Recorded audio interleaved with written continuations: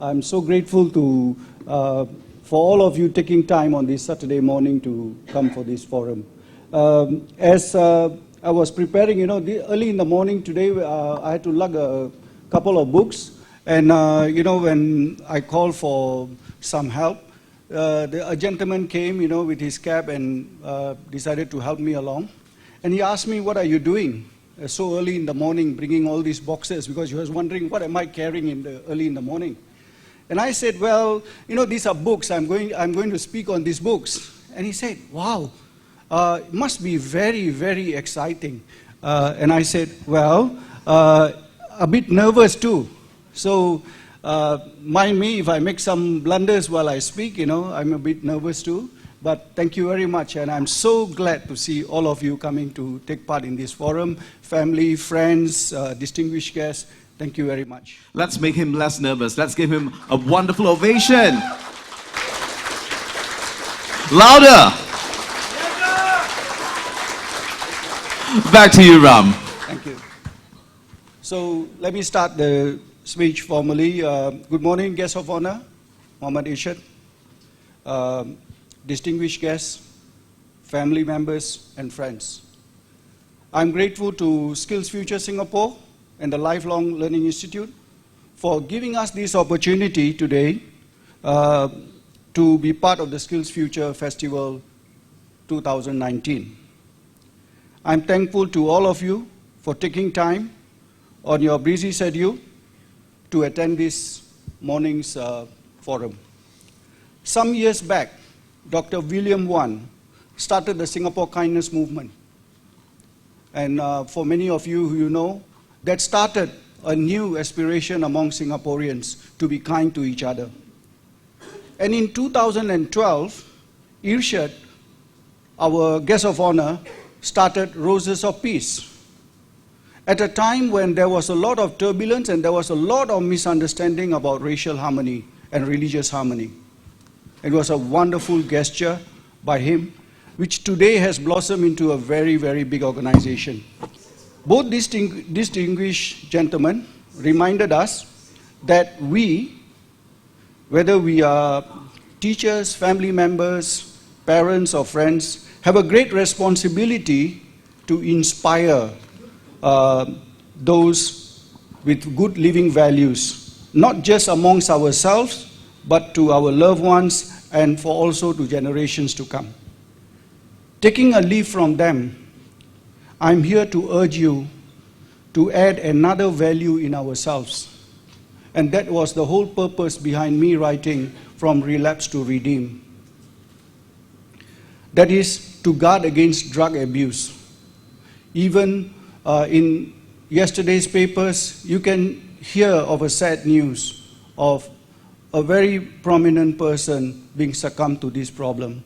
And as I was listening to the news last night, I realized that more and more people have been caught for this problem. So it means that this problem is an ongoing problem. It is a problem in society that we all must work together to eradicate.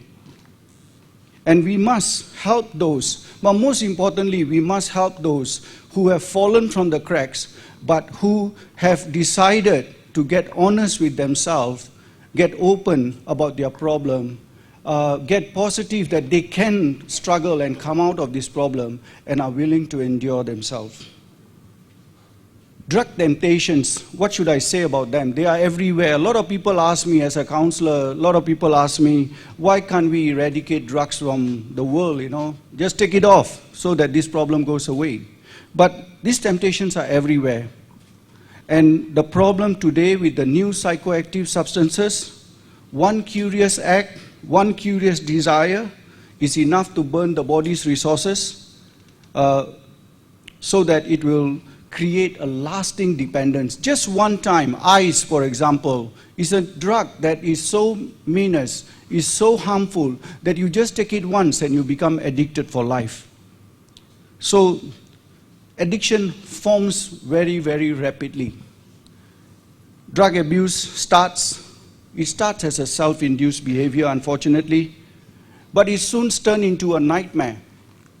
addiction destroys your self-control. You know, a lot of times we misunderstand. We think that somebody is in addiction, he's not good and he doesn't want to sort of change. But unfortunately, once you are addicted to drugs, you lose your self-control.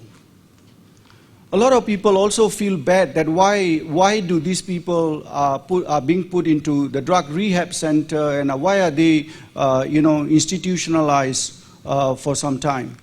The important thing to realize is once you are addicted to drugs, there is no other choice.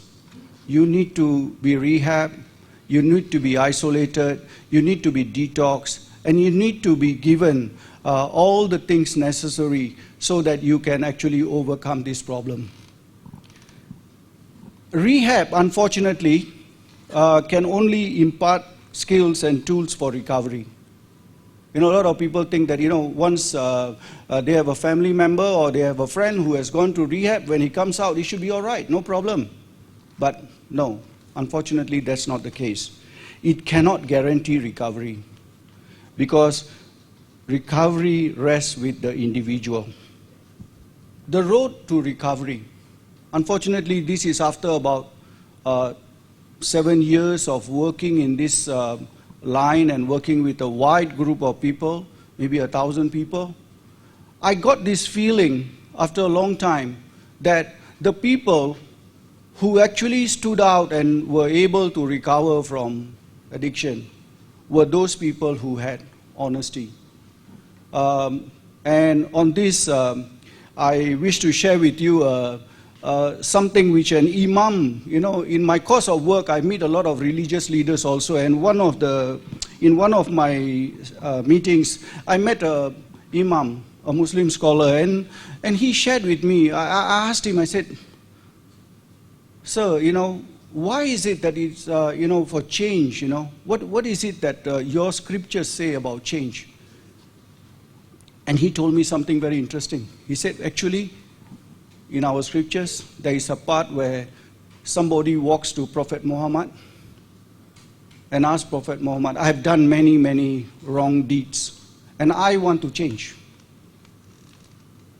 And what the Prophet told him was very interesting. He said, really? You want to change? He says, very simple. Stop lying. Stop lying and just speak the truth. If you just do these two things, you will recover. You will come out of your problems. Stop lying, speak the truth. Now, unfortunately, in drug addiction, that's the biggest bugbear. That's the biggest hurdle to recovery because honesty sometimes with the problem isn't there. The next thing is sometimes people get honest, but then the positivity, the openness, the idea of, getting up and speaking in front of people or sharing your problem with someone, that's being stigmatized. People feel that, what will people say if I have a problem and talk about it? So openness is an issue. And sometimes you can be honest, you can be open, but then, whenever you want to recover or change in something, it doesn't happen immediately. You can get into addiction in one day, but you want to recover it, it takes months and weeks to recover. So you need to have the positivity to say, there will be some up and down, there will be some things that will go wrong with me, but I'm certain I will recover. Now that part of it is needed very badly. And then finally, it is not something that can be cured. It is something that you can have it in remission, and it is in remission for life. So what you need to do is you need to be able to accept this and endure this and live your life healthy. Now, unfortunately, honesty, openness, positivity, and endurance, a lot of people, they have that. But what happens is they then get frustrated after a short while, especially the last part, on the part of endurance. People can't endure. They can't endure the difficulty of staying in recovery. The temptations, remember in drug addiction, the biggest problem is the temptation and the emotions. And unfortunately for emotions, there is one cure. You need to learn to make peace with your own soul. Spirituality. You can be of any religion, but unless you are willing to make peace with your own soul, unless you are willing to practice acceptance and humility and gratitude, that thing doesn't come by.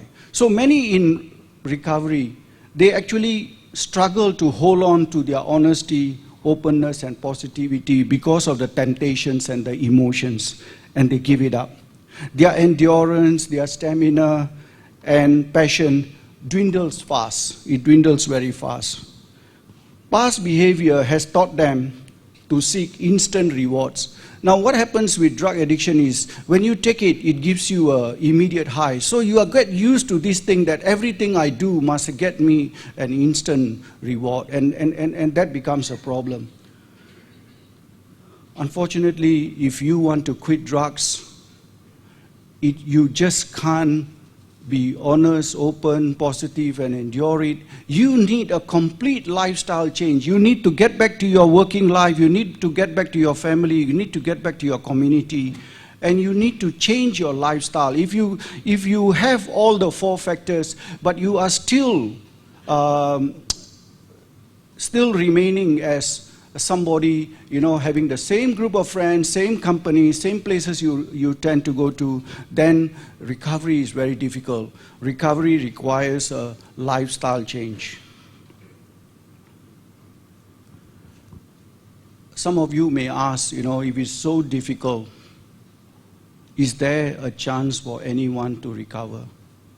In this audience, there are plenty of people who actually have shown that recovery is possible.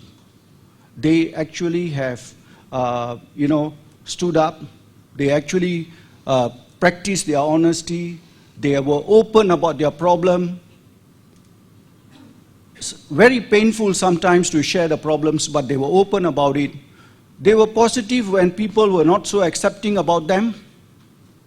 And they were willing to struggle, and they have done well. And some of them will come up and speak to you and also share their voices with you later on.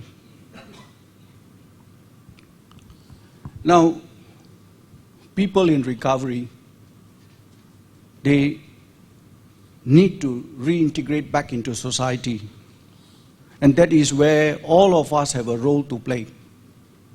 They need the support of family members. So family members should not just leave them aside. They need the support of employers, support groups, religious groups, healthy friends, professionals, and general community. There is a common word. It takes a village to help. In recovery from drug addiction, it takes a village to help.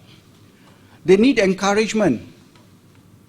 All of us need sometimes to be told that we are doing a good job. So they need some encouragement. They need to be encouraged to build feelings of self-sufficiency, belonging, empowerment, and social inclusion. Their recovery will get emboldened, they will get stronger when they see that there is acceptance by the community, by all of us, and then they will continue to be motivated and work on themselves. They will learn to practice honesty, and they will learn to be open about their situation. It means that we as a community have to change our mindset. We should not stigmatize people who are working on their recovery, but rather we should give them opportunity to come back and serve in the community, take proper jobs, and do their part as proper Singapore citizens of the community. Now, as I end this talk, I urge you not to leave anti-drug education to government alone. We read in the papers we read stories, we read what the government is doing about it. The whole result of this forum is a community effort. It's an effort that is in partnership with the government, with a partnership with all of you. Now, drug education, we need to do the same. All of you need to help us to do that. We all know that prevention is better than cure. Ask yourself, what are you doing about it? You know, every one of you here can do something about it.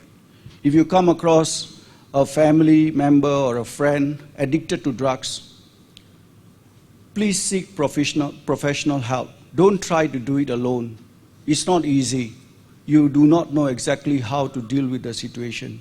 Don't struggle and manage on your own, as you may worsen the problem. Sometimes families try to deal with this situation by themselves, and they actually worsen the problem. Be prepared for tough love. Getting out of drug addiction, the person is no more in control. So you trying to be very loving and kind, maybe you will just end up becoming an enabler. So be careful about that.